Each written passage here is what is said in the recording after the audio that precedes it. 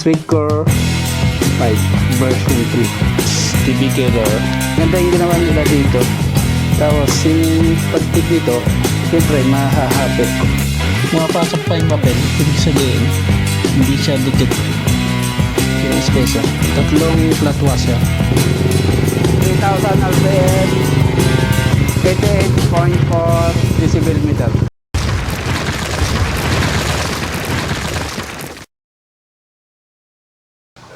Yo, what's up mga pengo? Welcome to another episode. For this episode, andun ang aking NMAX. Na-miss ko yung medyo maingay na muffler. So, kapalit ulit tayo, no? So, umutang tayo kay Shopee. Nag-pay later tayo. Yun lang ang ginagawa ko. Tapos, 3 months na babayaran. So, napili ko yung may bank sensor, diretso 28mm yung tubo. Hindi ko alam kung 28mm to. Sukatin natin mamaya. May caliper naman tayo na manual. Yan, sukatin natin. So napili natin ay 4S1M na muffler. Dalawa yan, mayroong siding killer saka yung medyo maingay na konti. Pero may kasamang DB killer para mas timing. On this time, simple lang yung kanyang DB killer. Madali siyang ikabit saka i-remove, install and remove. So ngayon, ito, i-unboxing natin ang 4S1M na muffler Streetcore version 3. So yung version 2 ng 4S1M, yung mas maliit yung butas sa muffler tip, mas tahimik yun, yun ang silent killer. Ito yung ginamit ko dahil vlogger tayo. Gusto ko yung medyo maingay na konti. Streetcore 5 version 3 pang Aerox B2 and Max B2. Alam nyo naman yung 4S1M subok na sa racing, kaya ito yung binili ko. Saka good yung kanyang review sa Shopee. Saka maraming balot. What's in the box? In the box ay iting heat guard, tapos TV killer, bakal siya pero magaan. Meron siyang Allen wrench, tapos may tornilyo. Yan, ito na yung muffler natin. Isang buo siya, quality siya. Tapos sintip, meron siyang balot. Yan, alisin natin yan. Kulay violet. Yan. Fine yung welding niya. Maganda yung welding niya. And yung kanyang bracket type to. Matigas. Okay, makapal. Hindi gaya ng B-Max, manipis. Yung sa tornilyo naman, dalawa lang yan. Yan. Sa baba, saka sa taas, makapal. Pwede yung bolt yung gamitin nyo. Yan, tatak. 4S1M. Yan. Naka-welding na. Yung kanyang elbow naka-welding. Yan. Tapos ito yung bracket sa headers. Tapos ang kagandahan nito, meron siyang bank sensor para kung gusto mo magpa-remap, so diyan siya ilalagay. Tapos itong sa headers, yun ang makapal, yun o. Yan. Stainless siya. Maganda yung ginawa nila dito, yung bilog, para ma-adjust yung fitment. Yan. Okay. Yan lang naman. Maganda yung ginawa nila kasi para ma-adjust yung fitment sa headers. Di ba minsan may isa yan, ma-adjust pa natin ng konti. Tapos yung pag-fit nito, siyempre mahahapit. Yan. Kaya maganda rin yung naisip nilang ganito yung gawin nila kaysa sa isang buo. Right, panalo. So natin yan na ganyan, so nasukat natin ay 28mm. Pasok. Pasok din. 28mm pasok. Yan. Dito sa headers sa may tornilyohan, ganun din, 28mm.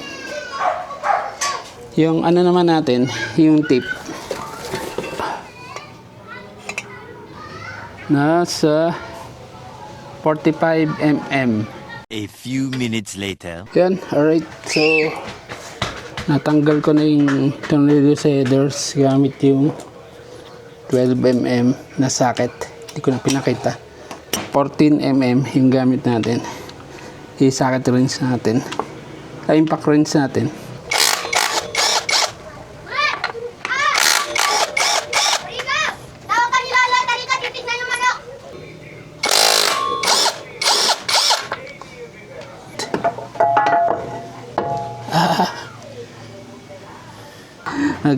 Naglagay tayo ng beta gray with the Hardex. Maglagay na tayo. Medyo marami lalagay ko para walang singaw. Nandun naman yung asbestos. So ngayon, kinakarat ko lang para sure na nakatikit. Handa niya lang yung mga tornilyo na gagamitin. Dalawa, bali 4. 2 bolt na isang mahaba, isang maikli, tapos 2 nut. Lagyan na natin.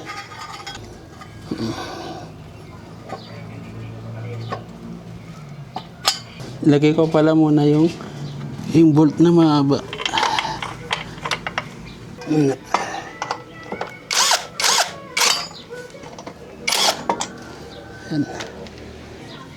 Ito, nut. Hindi ko makapakita. So ngayon, na-adjust na natin. Yan. Walang sayad. Higpitan na natin para hindi gumalaw.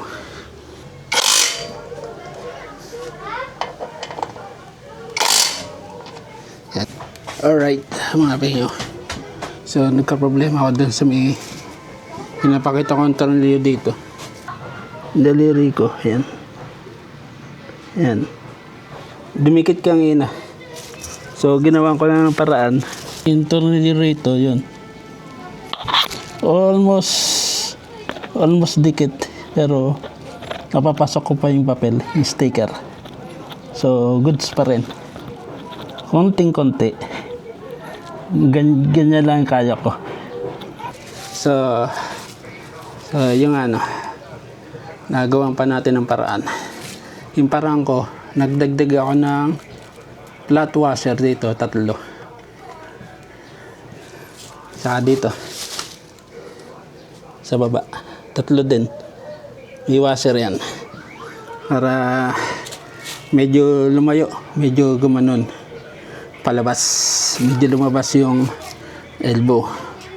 So, okay na yun. Kaysa wala. Meron siyang spacer or parang bushing. Yan. Lagyan natin dito. Higit guard.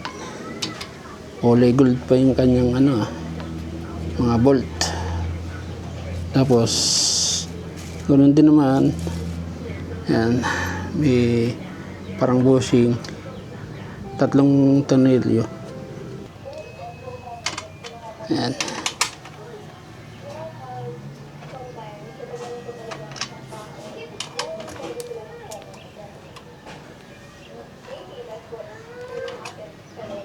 Saan natin tagalin ito? Alright. Kung magsa-silencer kayo, dito mo siya ilalagay. Ito. Yan. Sakto. Testing. Yan siya. Yan. Tapos, diretso. Yan. Nakikita nyo ba yung linyang yan? Yung tornilyo. Yan. Buti na-adjust ko pa.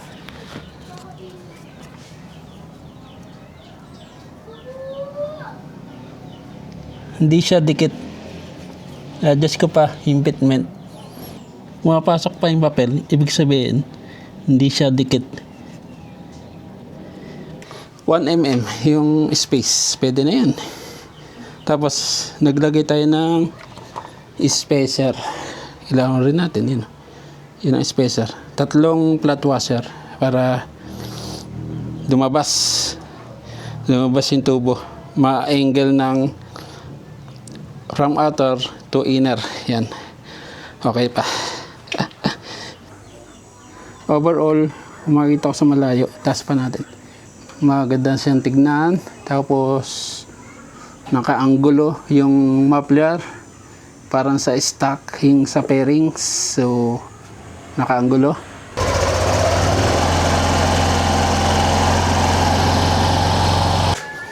Alright. Sa stock muffler, meron tayong 79.4 decibel meter or 80. Pagpalagay natin 80.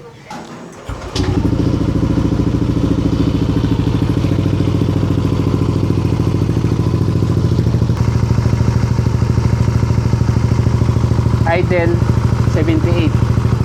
3,000 RPM. Yan.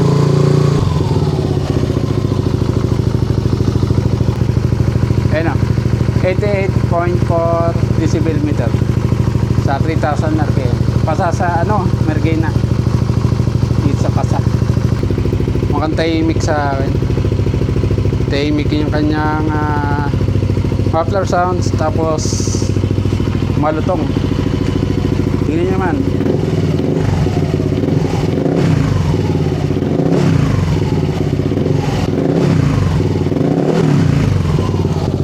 So, nalimutan ko nga palang isalpak to. Hindi bikilir natin. So, salpak natin. Tututok mo lang. Pati yung butas. Tapos, lalagay mo yung bolts.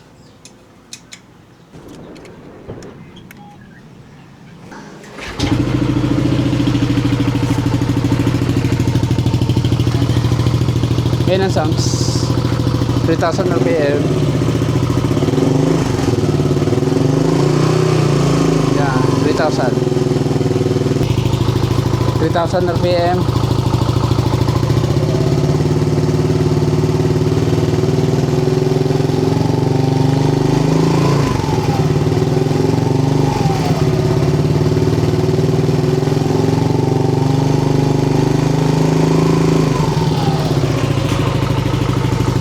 Yan. 3,000 RPM, 84.6 decibel meter. So, minus 4 decibels from the without decibel meter. 3 weeks later. Idle. Yung idle niya is mabaisi. Siguro may tatlong part tayo sa acceleration, yung low end power, tapos yung pipiga tayo, full power, and sounds quality.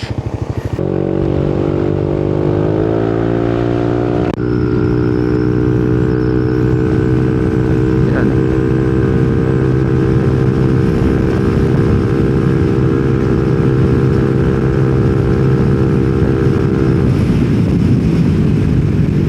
Yan.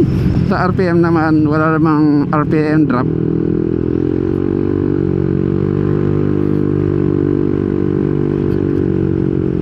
So medyo pigil yung acceleration niya kasi yung tubo natin ay 28 mm lang, pero nakaka-overtake naman yung kanyang power lumalabas kapag nasa BBA na. Yun, bibilis yung momentum natin. Tapos yung RPM niya sakto lang, di siya masyadong mataas dahil naka-stock na CVT tayo ngayon. Pero kung di kayo magpapagalaw ng CVT, so parang okay lang siya.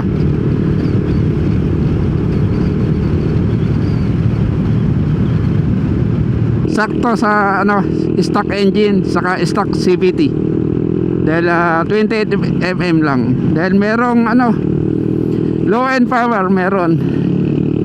Yan, kapag speed mo 43, hindi siya masyadong nabawasan low end power niya.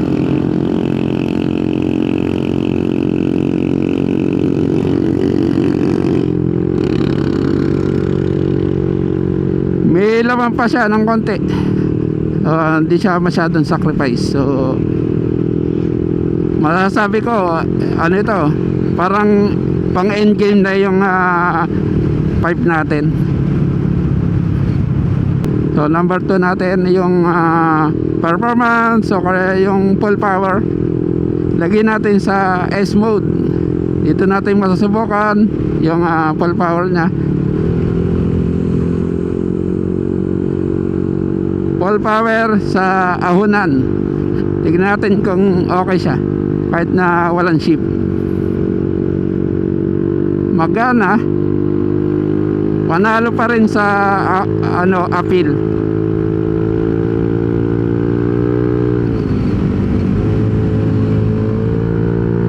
Medyo random yung yung engine brake.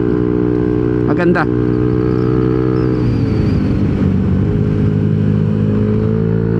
Ang ganda response. Ito sa S mode, parang maganda yung acceleration niya. Lakas yung power.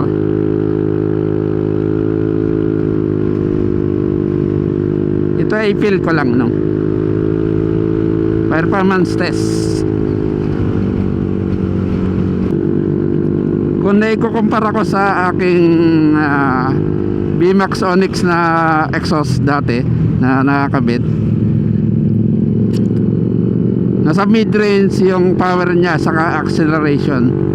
Ito may laman ng acceleration niya, pero sa mid medyo mahina, pero nasa dulo yung kanyang peak of power. Yun ang napansin ko sa kanya, no?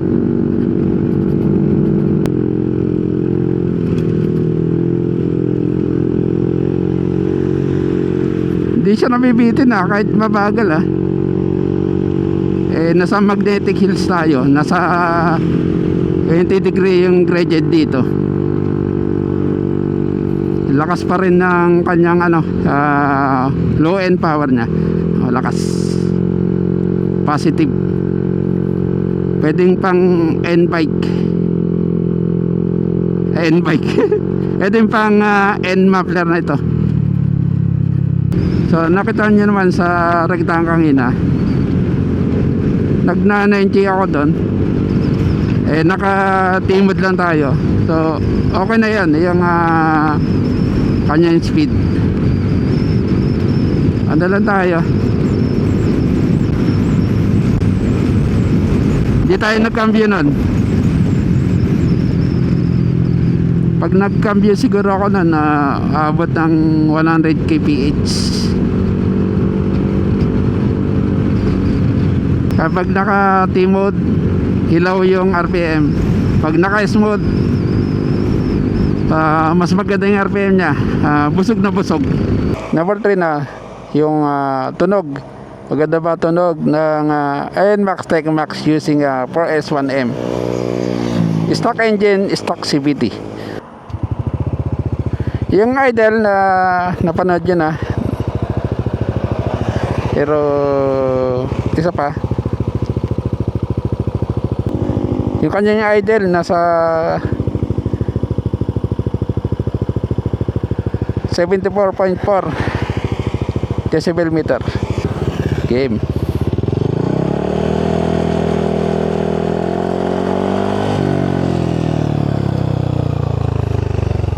Alright, so 5 to 6,000 RPM is 95.3 decibel meter. So tama yung yung post ng 4S1M, yung sa 4,000 RPM sa 5,000 RPM, 95.3 decibel meter. Yan, siya lang naman. Sounds quality sa pagkakarinig ko. So tignan nyo, comment down below kung narinig nyo yung pagka-bass nya. Medyo malalim yung tunog. Yung gustong gusto ko yung tunog niya yan. Pero based sa pagpaparinig ko sa pag-throttle ko, mas time mix siya sa VMAX Onyx. So hindi siya bulaw. Sa under tayo. Yung hindi ko narinig yung back tone, di ba? Kapag ganito na Yung elbow ay 28 mm. Baka konti lang yung backton kapag na-throttle mo tapos ni-release yung throttle, na-off mo yung throttle. Konting-konti lang yung backton niya, hindi siya mahaba. Hindi katulad ng mga malalaking elbow, medyo mahaba yung backton niya. So tara, under tayo.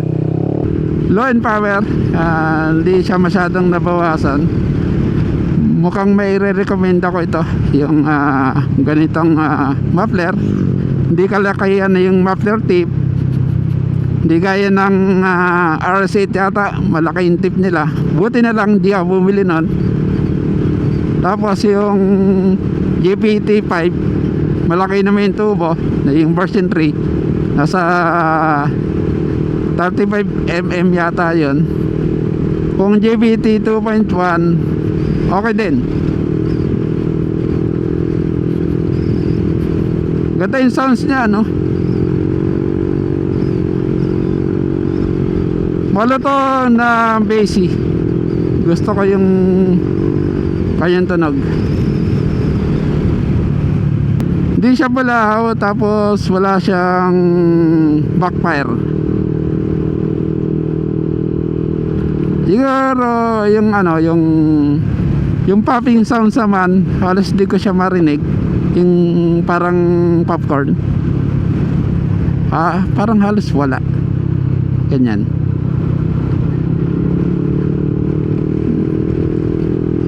Shift tayo ng dalawa. Wala, walang backfire, no?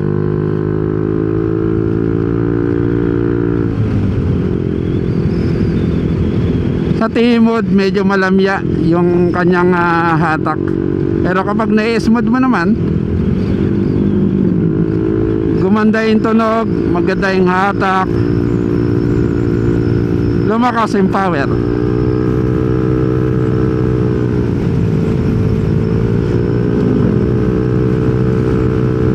Shift.